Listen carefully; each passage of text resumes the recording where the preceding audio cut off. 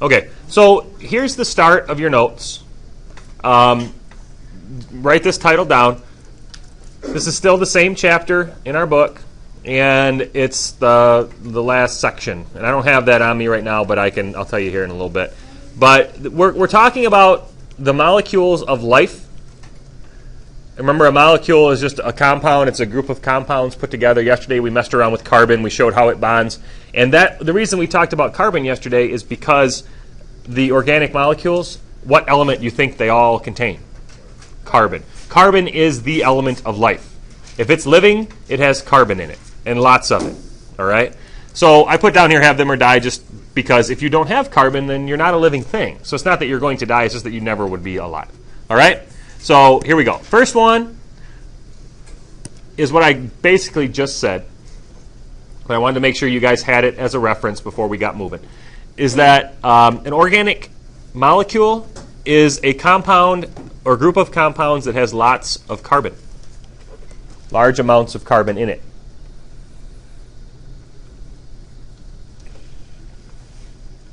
And I kind of watered this down a little bit compared to what I've done in the past. I just got to the point here. So what we're going to do is, you have a table there. We're going to cover 4 major categories of organic compounds. You guys did a homework assignment, hopefully, with your favorite food and the nutritional information. Some of the nutritional information does not qualify as an organic compound, but the major ones do. All right? For example, how many people picked something not good for them as their favorite food? Okay. Anthony, what did you pick? Pizza. What do you think pizza has a lot of? Okay, it has a lot of calories, but what do you think makes those calories? What kinds of things? Okay, carbohydrates for sure. Where do you think the carbohydrates are found on the pizza? Cheese. The crust, the dough. It's loaded with carbohydrates. We're going to talk about that. But what else does pizza have a lot of? Okay, the greasy things. What do you think grease would qualify as? Fat. All right? There's a category that has fat in it. It's called lipids, and we'll talk about those. But yeah, pizza's loaded with fat. It's loaded with carbohydrates, but it's also loaded with something else that actually is good for you. Starts with a P. Protein in the pepperoni and the cheese. All right, protein is good for you. It helps you do all sorts of stuff. We're going to talk about that too. So lots of things we're going to hit, but the word organic means life. All right, if something is organic, it's basically life. When they use the word organic with farm stuff, organic, organically processed or organically created, organically farmed, they just basically mean they're not using any chemicals, any pesticides, or anything like that. On the paper that you gave us, is this all under organic compound, or we're not there yet? We're not there. We're not to the actual categories yet on your table. All right, and so then all living things are carbon-based, which means they're based on the element carbon. Sometimes they throw the phrase carbon-based life form around. You hear that on like the Big Bang Theory and stuff. Sheldon will throw that out. That just basically means that we are built on carbon. Do we have other elements in us? Of course we do. We're mostly water, right? So there's no carbon in water at all. But water, that's not necessarily our building block. It's something we need to run on. All right. Is that? Oop, I don't know why I did that. Was that too fast? All right. If you need me to go back at any time, I will. All right. So here's our first category. We already mentioned it. You guys have heard it a lot. Yeah, this goes on your table. If you want to do that now, if you want to do it later, you can. Under what? It's under the organic compound. Yeah. Yeah, carbohydrates. You guys, most people just use the word carbs because carbohydrates has more syllables. All right. Why do we have this too? Is this so we can just turn it into you? Or? The table. Yeah. The table is just. It's going to be like. It's going to take the main points out of these notes and put them into a spot where you can use them later to study from. All right? These 4 blocks? Yeah, so the first block, you would put carbohydrates under organic compound. Now, I put CH and O. That's what carbohydrates are pretty much built of, carbon, hydrogen, and oxygen. And here's the 3 new words that you may or may not have heard of before. Where do we put this down? Like a building block? No, this doesn't go on your table. All right, this part right here. Oops, hold on. Let me go back to that. Sorry.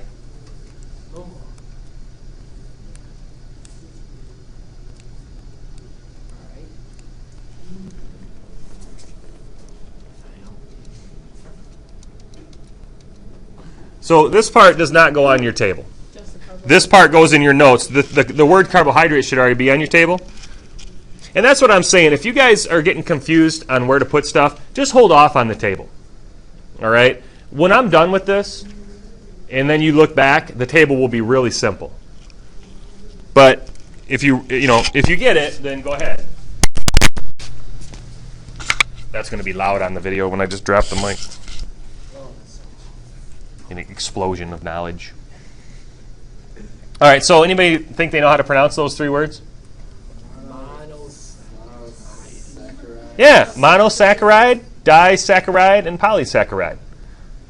I'll get into those very briefly, but those are three types of carbohydrates. They are not the building blocks, though. I'll talk about, well, one of them is. I'm going to talk about that. But just look at the prefix, mono, di, and poly. What does mono mean? Okay, one. What does di mean, Nathan? Two, and then poly means many. All right? So which one of those three things do you think is the building block of all the rest? Mono. Mono is one thing which is used to build the other things. All right? So a monosaccharide is a simple sugar. Disaccharide is a little more complex, and a polysaccharide is very, very complex. And the building block, so this is what some of you are looking for your table. See, and I made it very obvious. See, building block. Monosaccharides are the building blocks of carbohydrates. So I would put that on your table under the building block. And I abbreviated because monosaccharide is a big word. All right? I know that I know what monosac means. So if you don't know what I'm talking about with monosac, then you might want to put monosaccharide. And just look back to your notes to figure out how to spell it. So that's what we put down for each box, just the word? Yep. And then I put on your table at the bottom, I put notes. If there's anything you want to add to it to kind of clear things up. This is kind of one of those situations where it'll make sense now, but then in a couple days, when you go back to look at this stuff, you might forget, which is going to be nice having the recording, assuming that this works. I'll preview it here when we're done. The only problem is with YouTube, I'm limited on time, but we'll see. See how it goes. I could, yeah. All right, so monosaccharides are made of a single carbon ring, like this. You guys made something like this yesterday, except this one has more. All right, and one of the major monosaccharides that we will talk about in this class is glucose, and that's fruit sugar. All right, glucose. You remember photosynthesis? You remember one of the products of photosynthesis? C6H12O6. Remember that? Yes. That's glucose. All right? And there it is. If you count those C's up, you should get C6H12O6. I'm hoping. Okay? Yeah, Will. Is it tricky eating too much sugar? It can clog up your system? You mean like so you can't go to the bathroom, clog up your system? Well, sugar can dehydrate you. And if some of you may have noticed that, if you eat a lot of sugar, you get thirsty. And I always notice if I eat a bunch of ice cream or something in the summer, then I get thirsty when I'm done. So I guess maybe, I don't know if that's true or not, but it could dehydrate you. And if you get dehydrated, then that backs you up, and then you can't go to the bathroom. So it's possible. Glucose is one of those kinds of sugars that you really have a hard time eating too much of because it's a healthy sugar. It's easy to break down. It's easy to use. Table sugar is different. We'll talk about that. That's not a very healthy sugar, and really you could go without any of it and be a lot healthier. All right, so fruit sugar is a monosaccharide. Disaccharides, now these are not building blocks. These are made from building blocks. So these are just more types of carbohydrates. And they're stuck, it's like two monosaccharides stuck together, which you can see in that picture right there. All right, see there's two rings held together. And I wish I could get my, oh, there we go. So it's this ring, and they're held together right here by this bond. It's a condensation reaction that forms that. When you condense things, you take two and put them into one. So like if you condense your room mess, you take all your mess in your bedroom and you put it into one big pile, that's condensing the mess. That's what's happening here. So we took two carbon rings, stuck them together, and it's a double carbon ring. That's called the disaccharide. What does di mean? Two. See where it comes from? Now, here's glucose. That's fruit sugar. Fructose is another type of fruit sugar. So you put those two together, all right, and you get sucrose. Sucrose is table sugar. Sucrose is the white or brown stuff that you put on your cereal or your whatever, and that's the oatmeal. Put in your coffee, the stuff that's in all pop and energy drinks. And all, this is the stuff that's not good for you. This is the stuff that you don't need at all. You could go without it, and you'd be a lot healthier person. But it is it tastes really good. It's a good energy source. It's not. I shouldn't say a good. There's energy there, but it's that quick and then crash type energy. You eat a bunch of sugar, you get energy, and then bam, you crash. That's one of the biggest problems most people have in their diet. It's too much sugar. All right. So that's a disaccharide. What's the next one you think? Oh, sorry, too fast? What's the next one going to be? Polysaccharide. So it's going to have a lot of these rings stuck together. Do we put this on our sheet? Not on your table, no. But there is a spot on your table that says use by humans. So what do you think we use all these carbohydrates for? Energy. Yeah, what do we eat food for? Energy. So these are all these are energy sources. Some are just better than others. So would we put energy? Yeah, human use, energy. All right, so this last one is a polysaccharide. And this would be 3 or more monosaccharides stuck together. And there's a couple examples of them.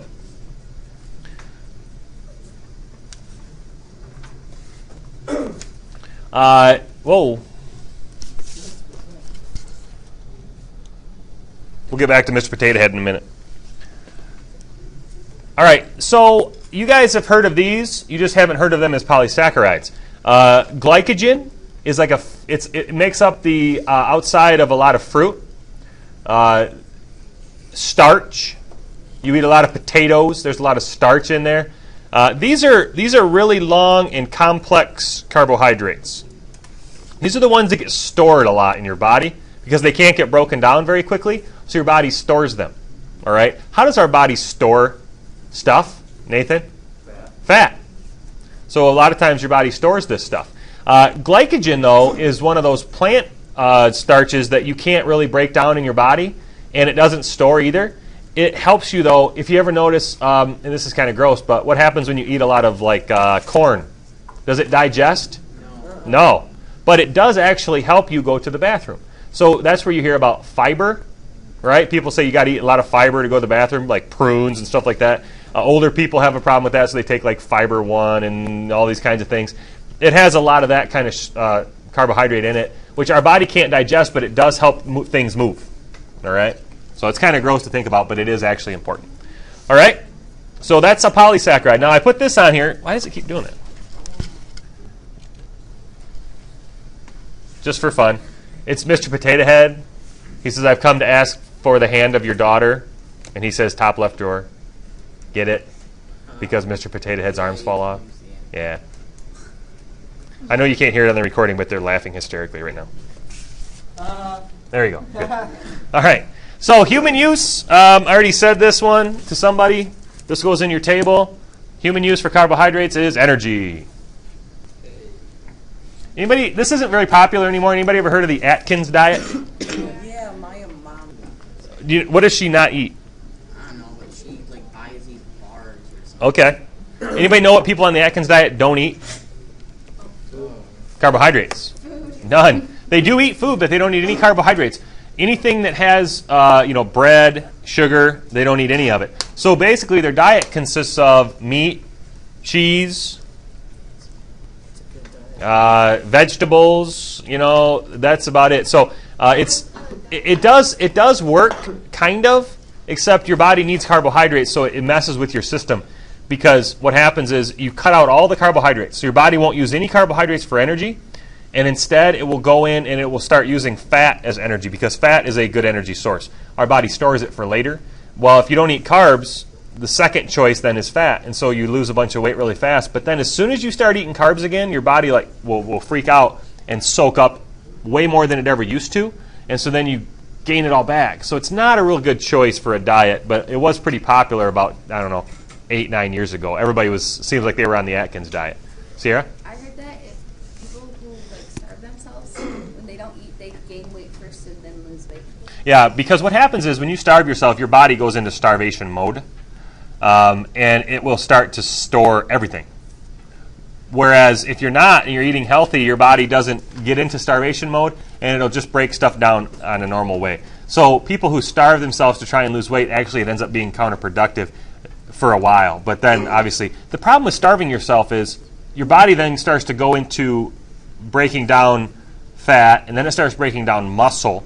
Then it affects your brain, and it's a pretty bad deal. So, I mean, this is a pretty sensitive topic for some, weight and body image and all that kind of stuff, because everybody's so different, and not everybody can look certain ways. It's just not possible.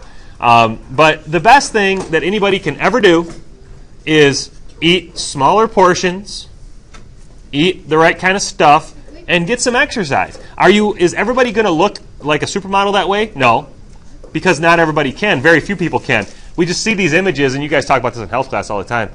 We see these pictures of this is what the perfect person should look like. Well, yeah, but it's unrealistic for like 90% of the people in the world to look like that, because a lot of those people have personal trainers. They exercise 7 to 8 hours a day. They don't eat anything, and they probably started out looking like really good to begin with without doing anything. So that's the problem with that. Anyway, sorry, that's my little spiel. All right, number 2, proteins. They are made up of carbon, nitrogen, oxygen, and hydrogen. We've talked about these quite a bit. They act as enzymes, and they also make up skin and muscles.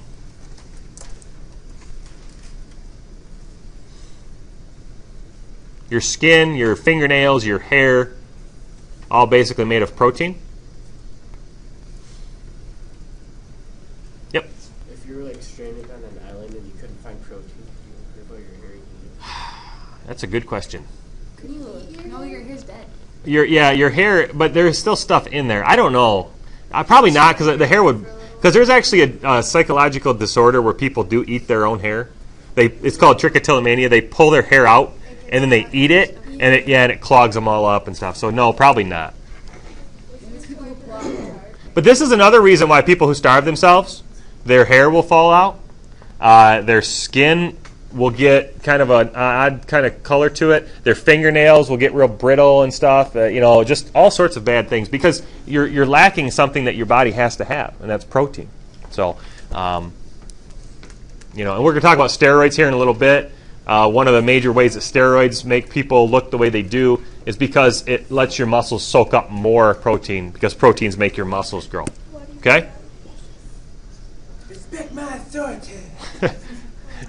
So in this particular episode, Cartman there wanted to get big and tough, so he started eating this weight gainer protein shake. Except he didn't exercise or anything, so he just got bigger. But he said he was beefcake. All right. So here's the building blocks of a protein. They're called amino acids. Wait, does protein go under building blocks? No. Proteins is the group. Building blocks are called amino acids. Right up on the top. Don't worry, nobody will hear you ask that question on the video.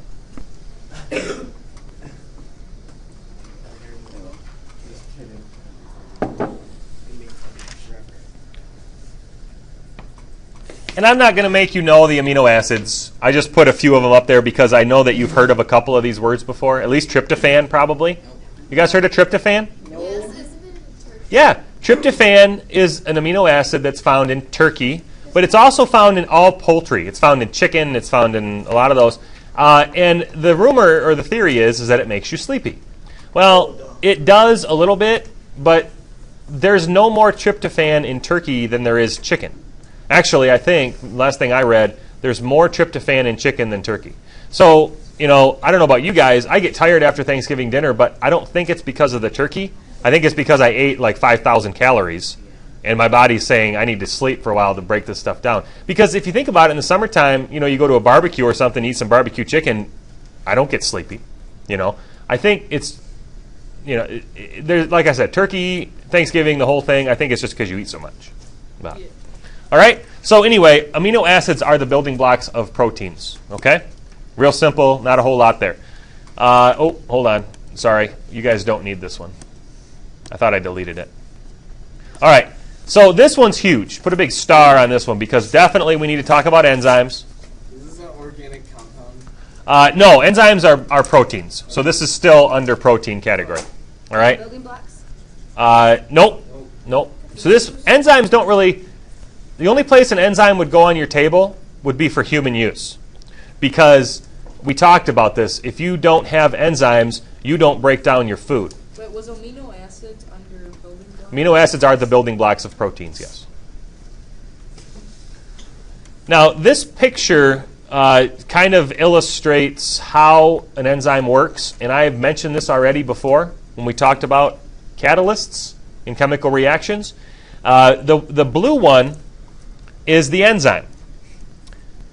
The yellow thing that says ligand, that's just a fancy word for something that's being broken down.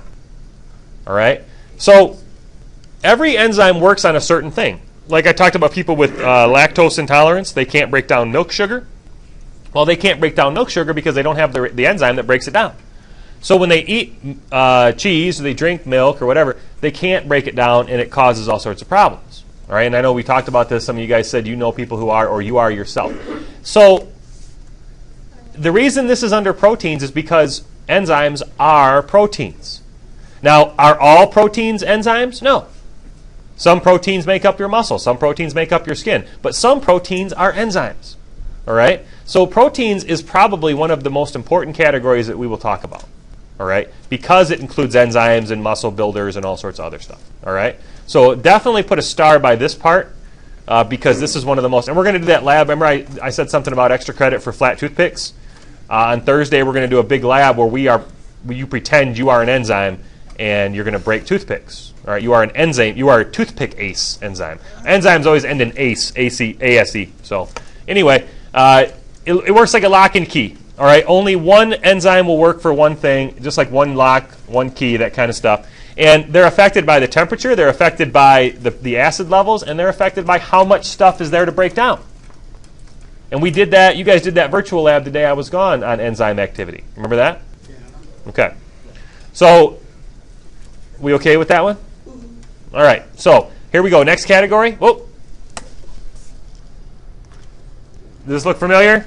Yes. What do we lower when we add an enzyme? Activation energy. So, you don't have to draw this. You've seen it a lot. If you do need to draw it, go look at this video on YouTube and draw it from there. Next one. Human use, energy is one, muscle repair is another, and enzymes is a third. So you put all three of these in your table. We use proteins for energy. We also use them for muscle repair. When you lift weights, you are actually damaging muscle. Now don't tell that to Mr. Blanchard or Mrs. Collins. Say, I can't lift weights because I don't want to damage my muscles. Or Coach Peters. Because what happens is when you injure that muscle, you're not injuring it. Injury means you can't use it. Hurting it means you're just kind of messing with it. But then what happens is your body uses proteins and other things to repair that. And what it does as a defense mechanism is repair it stronger than it was before. So the next time you go lift, you're going to be a little bit stronger. Now, it doesn't always feel that way because you're sore for a lot of other reasons. But over time, that's how you get stronger and bigger muscles. You don't get more muscles. Somebody, I don't care how big they are, they don't have any more muscles than you. They just have bigger ones. All right? So muscles just get bigger as they get stronger. All right, and then enzymes, obviously, we've talked about that enough. So human use, there you go. Next category, lipids. This is one that a lot of people have not heard of because everybody just uses the same generic term and they call them fats. All right? Fats are a type of lipid. Lipid is the category. Now, what are the types of lipids? Well, there's fatty acids, there's complex lipids, and then there's steroids. I put MLB there because this PowerPoint's a few years old. I've just changed it over the years, but when I made this was right when the big, the Major League Baseball steroid controversy was still pretty big. It's kind of died down now, but it's still hovering over there. And how many of you guys remember that? You guys know what I'm talking about?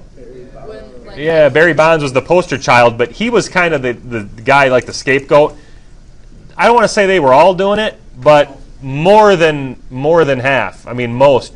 And the reason was they weren't testing for it.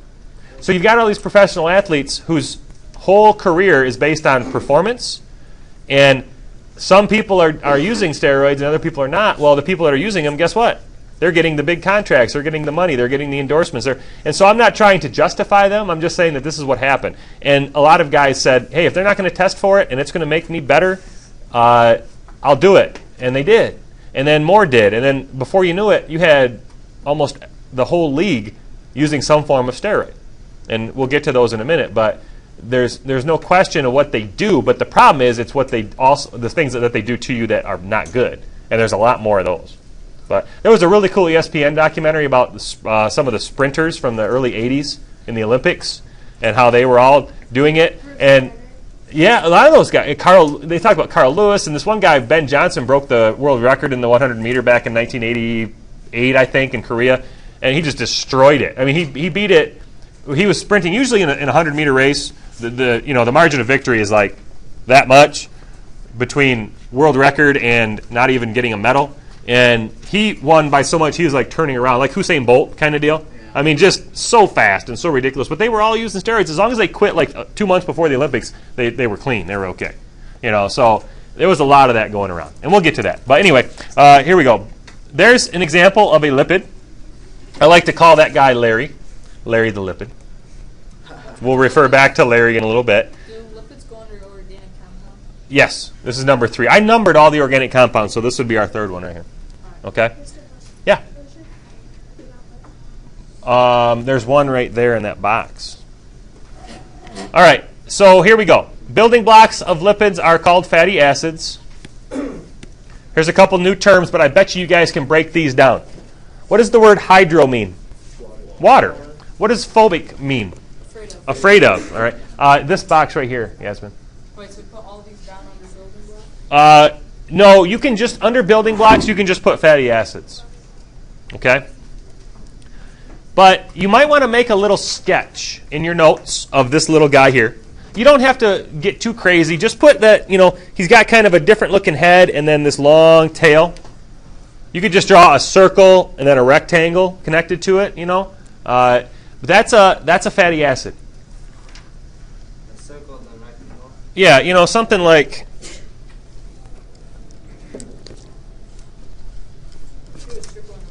If you do something like this, and people on the video won't be able to see what I'm doing right now, but you could just draw something like that.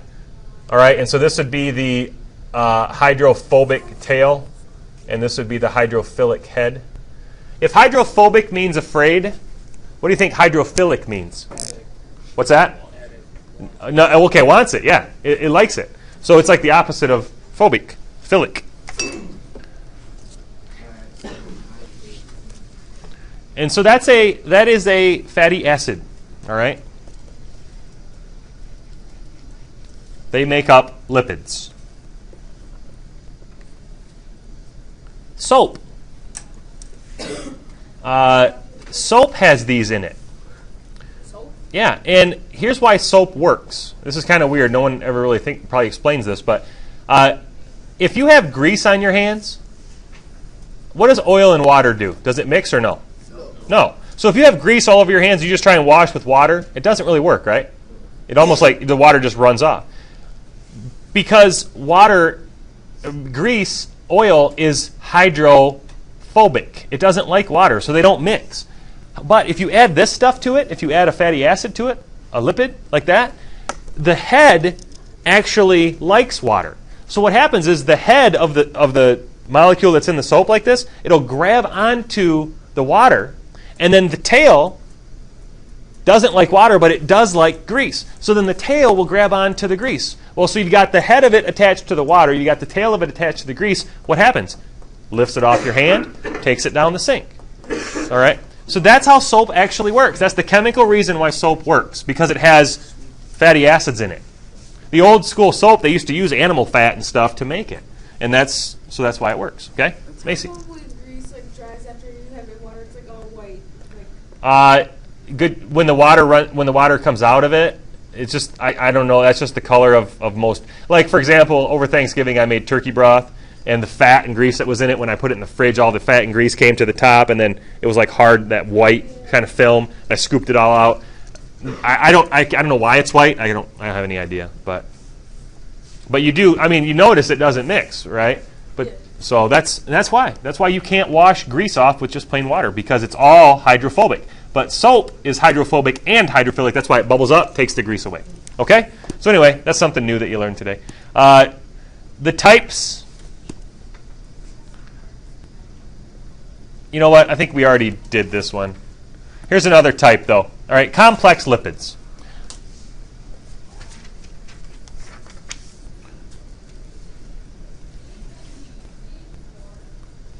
We're going to come back to these a lot for the next month or two, especially the first one, phospholipids, because those make up the cell membrane. You guys have heard of the cell membrane, right? Every cell in your body has a membrane around it. It's made up of phospholipids, which is kind of nice because these hydrophobic heads and hydrophilic tails work together to make a nice little barrier for your body, and we'll talk about that. My favorite is triglycerides. Why? Because they taste good. Plant and animal fats. Who likes steak? And you know why you like steak? Because it has triglycerides in it. Your body loves triglycerides. Why does your body love triglycerides? Because they're a wonderful energy source. They're actually so good of an energy source that your body decides not to use them.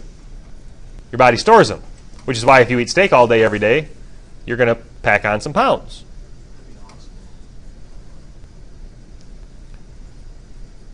But they do taste good. Bacon, right? Loaded with triglycerides. Now, wax is another type of lipid, but this is what this is more of a protective covering. Wax is hydrophobic, which is why if you have a coating of wax on something, what does it do? Why do you wax your car? Make it look clean. Well, it makes it look shiny and clean, but what does it do? It protects. It doesn't let water and stuff get in there. It propels it. That's why after you wax your car and it rains, you get those big old beads, because all the water is not, the water and the hydrophobic wax are not liking each other. All right, they don't mix. So the water beads up and then it goes away. So that's what wax does. Birds, ducks, they have this waxy oil that comes out of their beak, and so that's why they're always like doing this. They're like rubbing, especially ducks, they're rubbing that oil and wax and stuff on their feathers to keep them waterproof. Okay? You guys are learning all sorts of stuff today, right? There's Homer.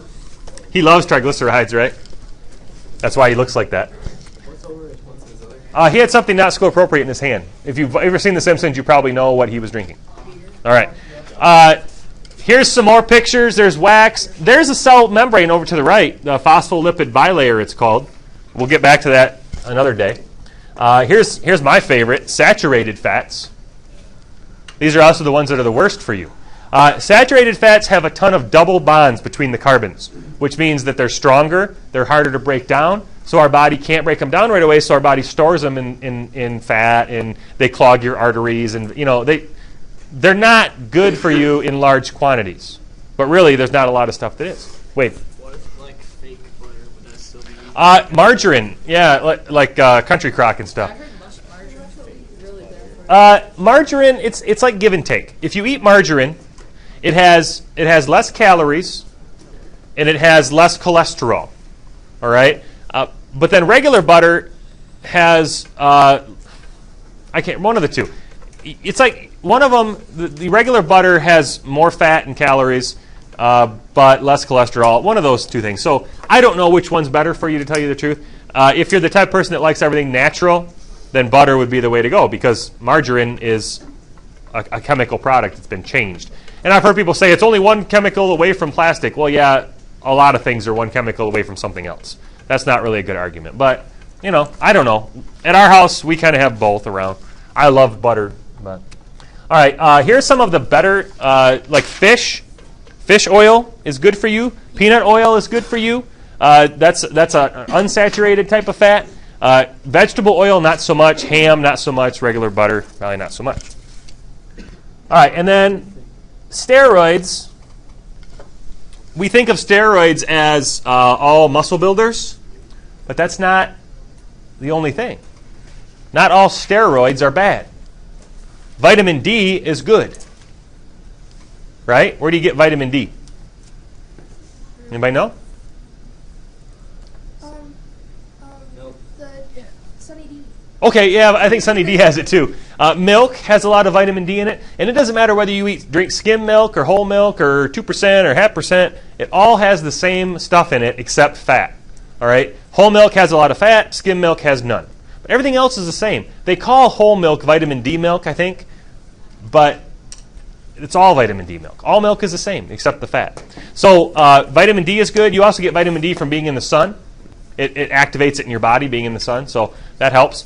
Cortisone, anybody ever had a cortisone injection or a shot? It's kind of like an anti-inflammatory. They'll give it to people for joint pain and stuff. Cholesterol is a fat mover in your body. There's good and bad cholesterol. HDLs and LDLs, I think they call them. And then finally, testosterone. That's the guy hormone, the man hormone. All right, that's the make you go fast and crash your car and kill stuff and get in fights hormone. Right. Women don't have that. However, some women have had it in their bodies because they've had it injected into them because they were Olympic athletes and they were trying to get stronger and faster because testosterone does promote muscle growth, which is why guys usually have more muscles than girls or bigger muscles and stronger muscles.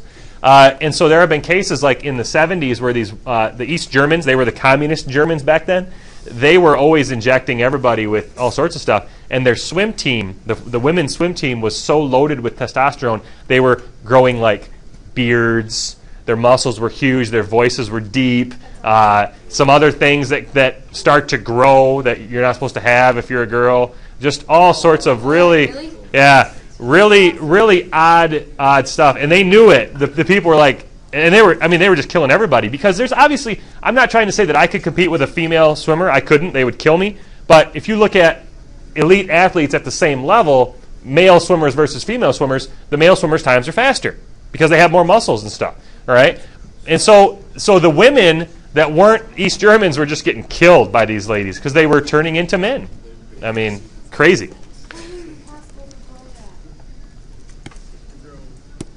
Oh. All right, here's a nice example. This is one of those situations where it would be almost impossible to ever look like that without the help of steroids.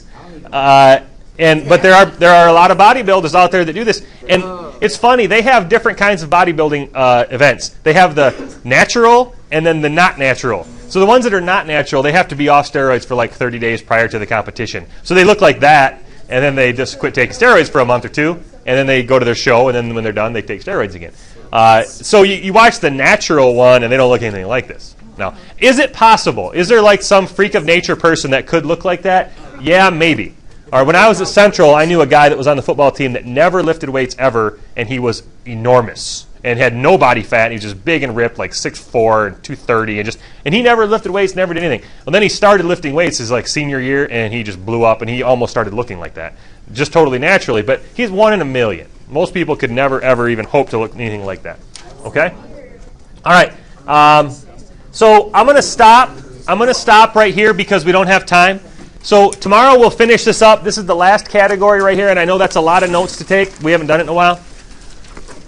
You never said what the human use was. What the what was? Human use for lipids. Oh, okay. We'll get to the human use tomorrow, all right?